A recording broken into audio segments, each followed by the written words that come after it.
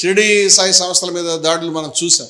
ఇవాళ పరిస్థితి ఏమైంది? షిరిడి సాయిబాబా సంస్థలు ఏమైనా కూలిపోయినాయా? దాని నుంచి ఎవరైనా వెనక్కి వెళ్ళిపోయారా? షిరిడి సాయి సంస్థలు ఏమైనా మూతపడ్డాయా? లేదే. చిట్ట చివరికి వీళ్ళు అభిమానించి గౌరవించి వీళ్ళు గొప్పగా చెప్పుకునేటువంటి మోదీ గారో లేకపోతే భాగవత్ గారో కూడా బ్రహ్మకుమారుల సంస్థకు వచ్చి నమస్కారం పెట్టి ఓ మంచి మాట చెప్పి వెళ్తున్నారు.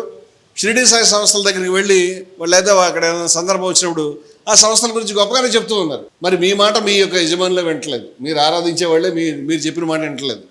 మీ మాటను ఎవడూ వింటలేదు. ఆఖరికి ఈ యూట్యూబర్ల గ్యాంగ్ ఏదైతే ఉన్నదో దీంట్లో నుంచి కూడా రోజు రోజుకి తగ్గిపోతూ ఉన్నారు, మార్చుకుంటున్నారు పద్ధతులు. ఒక మహిళ అయితే నమస్కారం, నేను సమీక్షించుకుంటున్నాను, పొరపాటే చేస్తున్నాను, నేను వెనక్కి వస్తున్నాను, నేను చేయను ఇంక ఈ పని అని వెనక్కి వచ్చినటువంటి విధానం కూడా మేము చూసాం. ఇప్పుడు కొత్త పాయింట్ లేవదీసింది ఏంటంటే, నా ముందు ఒక యాంకర్ కూర్చుని మాట్లాడుతుంటే ఆవిడ క్రైస్తవురాలట, ఈయన కనిపెట్టాడు. ఆవిడని దయవుంచి నీకు చేత అయితే కనుక తీసుకెళ్ళి ఆవిడకి షిరిడి సాయిబాబా ప్రసాదం తినమని చెప్పు, చేయమని చెప్పాను. అంటే పిచ్చి కుదిరింది, తలకి రోకలు చుట్టబట్టి ఇదే అనుకుంటాను నేను. ఆవిడ ఏ మతం నాకు తెలియదు, నేను అడగలేదు.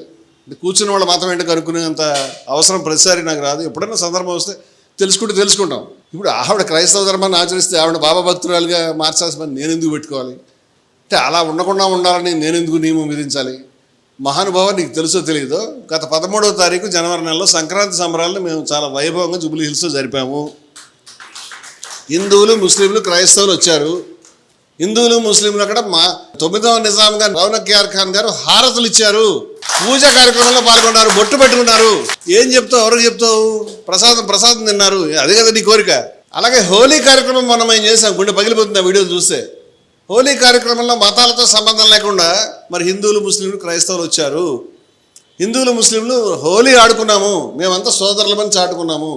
ఇవాళ మేము కొత్తగా కనిపెట్టిన సాంప్రదాయం కాదు, కొన్ని వందల సంవత్సరాల నుంచి ఉన్న సాంప్రదాయాన్ని మేము కొనసాగిస్తున్నాము. ఎప్పుడో భక్త కవులు, భక్త సాంప్రదాయంలో ఉండేటువంటి మహానుభావులు బ్రజ్ అనేటువంటి ప్రాంతం, బృందావన్, మధుర ప్రాంతాన్ని బ్రజ్ భూమి అంటారు. ఈ బ్రజ్ భూమి దగ్గర ఉన్న ఈ హోలీ సుప్రసిద్ధమైన ప్రాంతం. అలాగే పంజాబ్లో కూడా వసంత పంచమి, వసంతం వస్తుంది అంటే మనకి ఈ ఋతువులు ఇప్పుడు మన వాళ్ళు మర్చిపోయారు. కానీ వసంత ఋతువు, శరద్ ఋతువు, గ్రీష్మ ఋతువు అని చిన్నప్పుడు మేము నేర్చుకునే వాళ్ళు. ఇప్పుడు ఇవన్నీ పిల్లలకు తెలియదు. మరి వసంతం వచ్చింది కాబట్టి వసంత పంచమి అనేటువంటి దాంతో చాలా గొప్పగా ఈ హోలీని సెలబ్రేట్ చేయడం, అది ప్రాంతాలతో సంబంధం లేకుండా చాలా దూరం ఉన్నది. అది నేను చాలా విస్తారంగా దాని చరిత్రను కూడా చాలాసార్లు చెప్పి ఉన్నాను. మరి హిందూ భక్త కవులు దీనిలో కృష్ణుడు, రాధ యొక్క కేళి ఇది ప్రతీక ఈ హోలీ అనేటువంటి ఉద్దేశంతో అందరూ కూడా రిజర్వ్డ్గా ఉండి ఎక్కడో ఇళ్లలో కూర్చోకుండా ప్రజలందరూ కలిసిమెలిసి సంతోషంగా ఒకరితో ఒకరు అరమరికలు లేకుండా కలిసిపోవడానికి, సాన్నిహిత్యాన్ని, ప్రేమని పంచుకోవడానికి, సరదాగా మరింత సన్నిహితం కావడానికి అది కలిసి వచ్చేటువంటి గొప్ప పండగ అయినటువంటి హోలీ ఏదైతే ఉన్నదో మీకు తెలియదేమో, కొన్ని వందల సంవత్సరాల నుంచే కూడా హిందువులు, ముస్లింలు కలిపే చేసుకుంటారు. ముస్లిం ప్రభువులు చేశారు, ఇక్కడ అసఫ్ జహీల్ చేశారు, అక్కడ అక్బర్ బాద్షా గారు చేశారు. సూఫీ కవులు దాని మీద అద్భుతంగా గానం చేశారు. బుల్లే షా గానం చేసినాడు. హోలీ ఖేలుంగి కెహకర్ బిస్మిల్లా అనేటువంటి గానం మీరు కావాలంటే వినొచ్చు. హోలీ ఖేలుంగి కెహకర్ బిస్మిల్లా, నామ్ నబీకి రతన్ చడి, బూంద్ పడి అల్లాహ్ అల్లా అని అద్భుతమైన పాట. షానియాజ్ అనేటువంటి సూఫీ కవి అయితే హోలీ ఆయి అహ్మద్ కే ద్వారానే మహమ్మద్ ప్రవక్త గారి ఇంట్లోనే హోలీ జరిగింది. దాంట్లో అలీ వచ్చినాడు, లేకపోతే వాళ్ళ యొక్క హుస్సేన్ హసన్ వచ్చారని కూడా ఆయన చాలా అద్భుతమైనటువంటి పాటని. అలాగే రస్ఖాన్ రాశాడు. ఎన్ని పేర్లని చెప్తాను నేను, డజన్ల కొద్ది పేర్లు చెప్పగలుగుతాను, డజన్ల కొద్ది పాటల్ని, కవితల్ని చెప్పగలుగుతాను.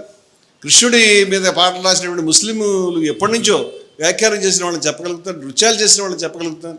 అటువంటి సమున్నతమైన సాంప్రదాయాన్ని ఇవాళ మేము ముందుకు తీసుకెళ్తా ఉన్నాం ఈ దేశంలో హిందువులు, ముస్లింలు, క్రైస్తవులు.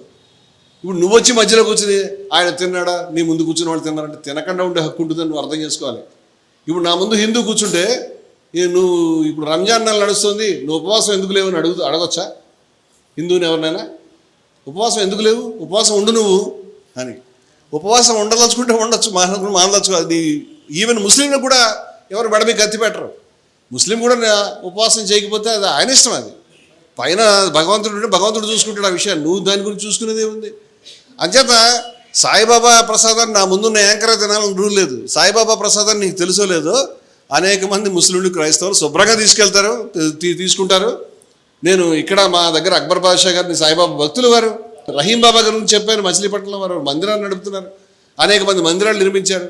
అనేక మంది నేను క్రైస్తవులు కూడా చూపిస్తాను, బయట దేశాల్లో కూడా ఉన్నారు భక్తులు. అంచేత వాళ్ళని పట్టుకుని నీ ముందున్న ఆవిడని నువ్వు కావాలంటే తినిపించంటే ఆవిడ ఒక్కతే ప్రమాణమా నీకు? ఆక్రమిష్ అంటే ఆవిడ అలా తినకుండా ఉండడం అనేది, ఎవరైనా తినకపోతే ఏముంది దాంట్లో? అది వాళ్ళ హక్కు, అది తింటే హక్కు.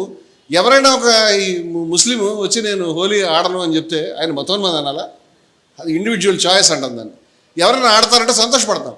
ఎవరైనా హిందూ, నేను ముస్లిం సోదరులతో పాటు తెలియదేమో చాలామందికి, పాత బస్తీలో బయట కూడా చాలామంది ముస్లిం సోదరులతో పాటు వాళ్ళు కూడా కంప్లీట్గా ఫాస్టింగ్ చేస్తారు. సంతోషం అది. అది it is nothing but declaring a solidarity, సంఘీభావాన్ని తెలియజేసే విధానం.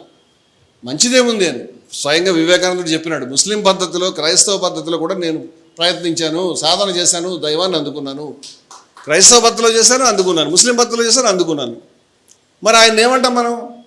అంచేత ఎవరైనా చేయకపోతే వాళ్ళని ఏమంటాం? ఎవరిష్టం వాళ్ళదండి. ఇప్పుడు నేనున్నాను, నేను సాయిబాబా భక్తుడే కాదని చెప్పాను, నేను చెప్పాను. కానీ సాయిబాబా చెప్పినటువంటి గొప్ప విలువలు ఏవైతే ఉన్నాయో, శ్రద్ధ, సబురి, అది హిందూ మతం, మీ ద్వేషం కాదని చెప్పాను. అందరినీ కల్పించడం ఏదైతుందో అది హిందూ మతం అన్న ఆయన. గీత మీద వ్యాఖ్యానం అది హిందూ మతం అన్న ఆయన. బ్రహ్మకుమారి చెప్తున్నారు అది హిందూ మతం అన్న ఆయన. నువ్వు చెప్పేది కాదు ఈ దరిద్రం అంతని. ఈ దరిద్రం హిందూ మతం కాదు, ఈ ద్వేషం హిందూ మతం కాదు, ఈ దూషణ హిందూ మతం కాదు, లేనిపోని దుర్మార్గమైన ఆరోపణలు ఆడవాళ్ళు మగవాళ్ళు తేడా లేకుండా చేయడం అనేది హిందూ మతం కాదు. వీళ్ళు సమాజానికి చీడ పురుగులు అని చెప్తున్నాం.